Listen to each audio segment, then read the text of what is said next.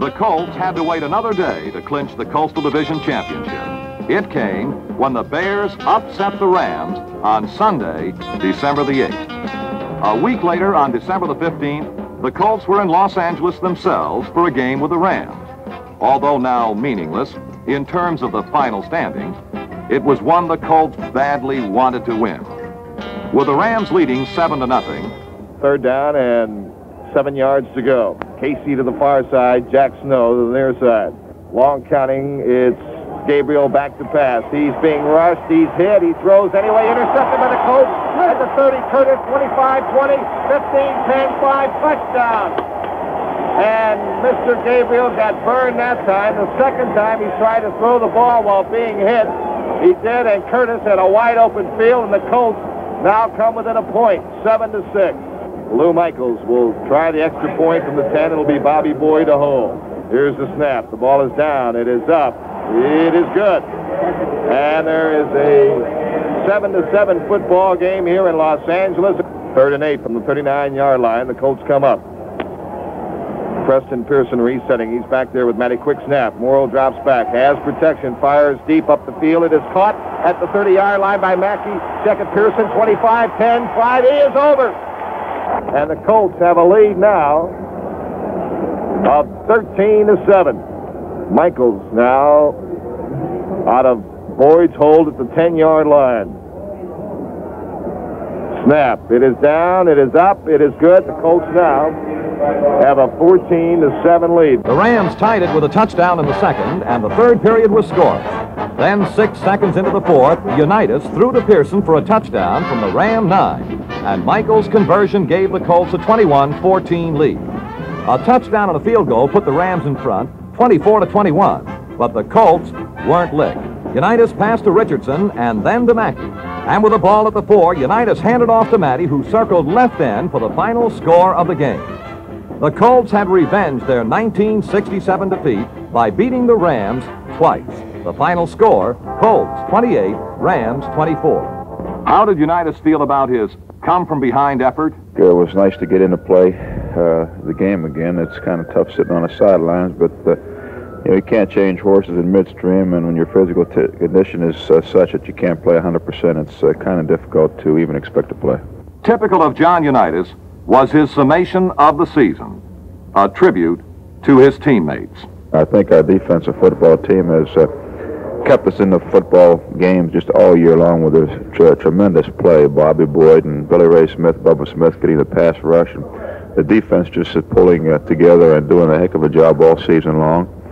And I don't think you can say enough about Earl Morrow at the quarterback position, who has come from another team and coming into an organization that is completely foreign to him and just picking things up like there was nothing to it, and getting our system under control and doing a fine job he has done all year. With the close of the regular season, the Colts now face the Western Conference Championship game against the Minnesota Vikings, the Central Division winners. It was held in Baltimore on December the 22nd, a wet and cold Sunday afternoon. There was no score in the first quarter, but in the second, 1st and 10 from the Baltimore 25, no score. Morrow at quarterback, eyeing the defense, rolls out to his left side. Morrow rolling to his left, setting up, now fires. Willie Richardson makes the grab at the 50. Viking 40, Viking 30, Viking 25. Richardson to the Viking 15 and out of bounds. And they ruled that he stepped out of bounds upfield at about the 36-yard line of the Minnesota Vikings. Morrow rolling out to offset that tremendous pressure developed by the Minnesota front four. Rolled left, hit Willie Richardson, who stepped out of bounds at the Minnesota Viking 36. 1st and 10 from the Viking 36. Morrow looking at the defense, rolls off to the right side this time. Morrow rolling out, setting up, firing deep, and racing down at the 1-yard line. A diving grab, and out of bounds at about the 3-yard line. A beautiful, beautiful catch by Willie Richardson. The 1st and goal from the 3. Straight ahead, booming in there goes Matty, and he does not make it. He's down to about the 2-yard line. Wait till they untangle. He is a couple of yards shy, is the ball carrier. So it'll be 2nd down and goal for the Baltimore Colts. The ball resting at the Viking 2-yard line now. Morrow puts him on the ball with Jerry Hill and Tom Matty as setbacks. Morrow still barking signals. He turns, hands off to Matty, trying the right side, turned the corner and is hit down by the Minnesota Viking defense at about that line of scrimmage. Little to no gain as Matty tried to roll right and couldn't get in there. And Baltimore's Don Shula is sending a new back into the ball game with a new play. Alex Hawkins comes on field. It'll be 3rd down and goal for the Baltimore Colts, and the ball resting at the Viking 3. Hawkins replaces Matty. A long time in the huddle. Baltimore spills out of it. Richardson wide to the right side. And now you've got Alex Hawkins. And Jerry Hill is setbacks behind Earl Morrill. In motion away from the backfield to this near sideline comes Hawkins. He sets out there. Taking away is Morrill, looking for a receiver. Morrill throws into the end zone. Touchdown, Baltimore! Tom Mitchell on the receiving end of the pass from Earl Morrill, and Baltimore scores first. Lou Michaels will try to add the 7th point. Baltimore has gone 75 yards in 5 plays. Waiting for the snap to the holder Boyd. It's spotted, it's kicked, it's in the air, and the kick is good. The score, the Baltimore Colts 7, the Minnesota Vikings nothing. The Colts still held a 7-0 lead as the first half ended. When the game resumed, Morrill sends Jimmy Orr to the left side and Richardson to the right side with Matty and Hill his setbacks. 1st and 10 from midfield. The takeaway by Morrill and the give to Jerry Hill, who went straight ahead and may have gotten a yard into Viking territory before he stacked up by Roy Winston, linebacker on that side. So it'll be 2nd down 9, Baltimore now, and the ball at the Viking 49. Still huddled back at their own 40. The Colts roll out of it now, led by Bill Curry, their offensive center, with Ressler on the left side, Sullivan on the right side, Sam Ball, the right side tackle, and Bob Bogle, the left side tackle. And here is Morrill back to throw, sets up, fires down the middle. It is going to be complete. Mackey has it in the clear. Mackey 20, Mackey 15, Mackey 10, Mackey 5, Mackey scores! The freight train from Syracuse, John Mackey, busting up the middle, pass perfectly thrown. And Mackey in for the touchdown. Touchdown pass number 28 for Earl Morrill. The Colts on top now, 13-0. Chuck. Michaels waiting to try the extra point. The spot, the kick. It's in the air, and the kick is good. 2nd down 8 at the Baltimore 30. Cap snapping his count, barking his counts, takes it away without a fake, rolling to his left side, sets up, and is going to be swarmed under. The ball is free. Baltimore's got it. Racing for the goal line is Mike Curtis. He's to the 15, 10, 5. Curtis scores. Go to war, Miss Agnes. Baltimore's defense just took the ball away from Cap, left Cap in the mud of Memorial Stadium, and Curtis raced it home for 50 yards, and the Colts defensive unit has struck again. How quickly the fortunes of the football game can turn. There were at least 3 or 4 Baltimore defenders all over Joe Cap, and suddenly spurting out with the football came linebacker Mike Curtis. The spot, the kick, it's in the air, and the kick is good. And so the Baltimore Colts now move way in front of the Minnesota Vikings by a count of 21-0.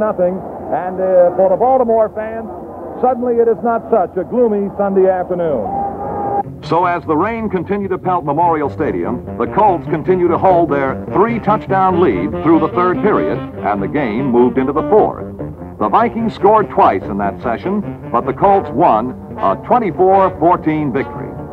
And now, there were only the Cleveland Browns between the Colts and the NFL championship. This game took place at the Cleveland Municipal Stadium on December the 29th.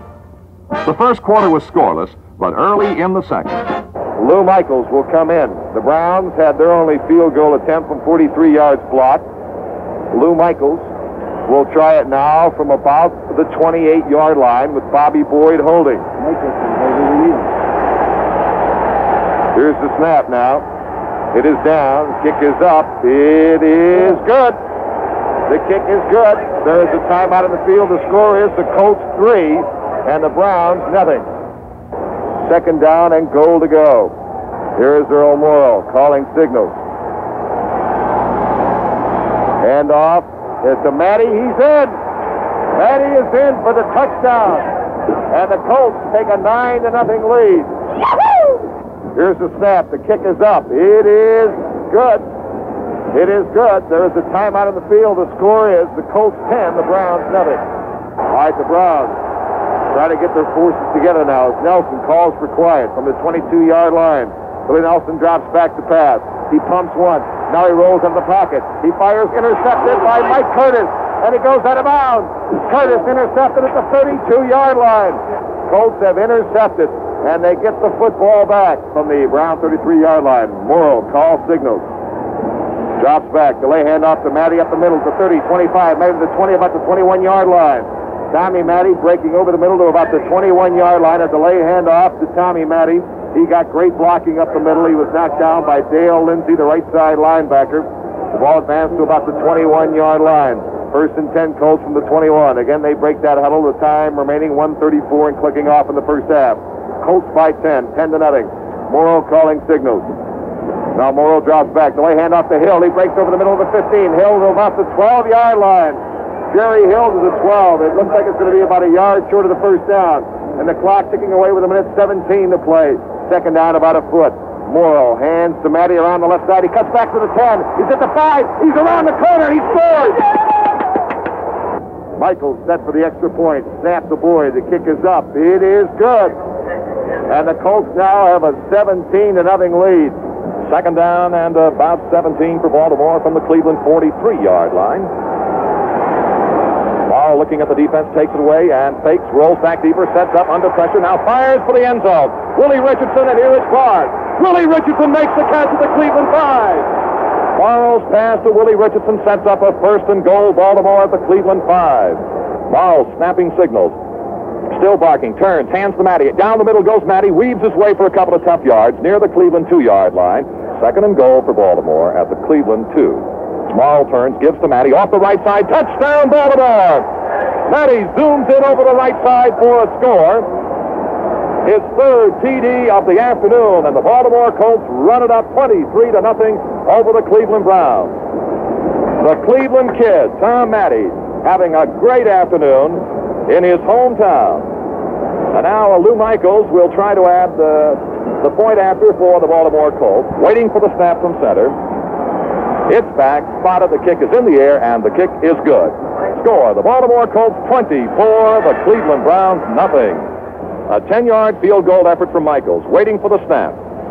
The set, the kick, it's in the air, and the kick is good. So there is a timeout on the field with a score now, the Baltimore Colts 27, Cleveland nothing. Second down and goal. Baltimore on top, 27-0. Morrow at quarterback, turns, hands to Timmy Brown. Brown goes straight ahead, scores! The score now shows Baltimore 33, Cleveland nothing. And the Colts, who were defeated one time this year by the Cleveland Browns, are paying it back this afternoon in the biggest game of the year.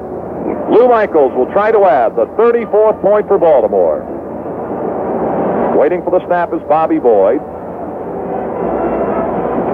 He's got the snap, the set, the kick is in the air, and the kick is good. And so the Baltimore Colts move right along in front of the Cleveland Browns, 34-0. And this ball game is history as the gun sounds. And it's been a very gloomy Sunday in Cleveland. But in that great city of Baltimore, ain't the beer cold.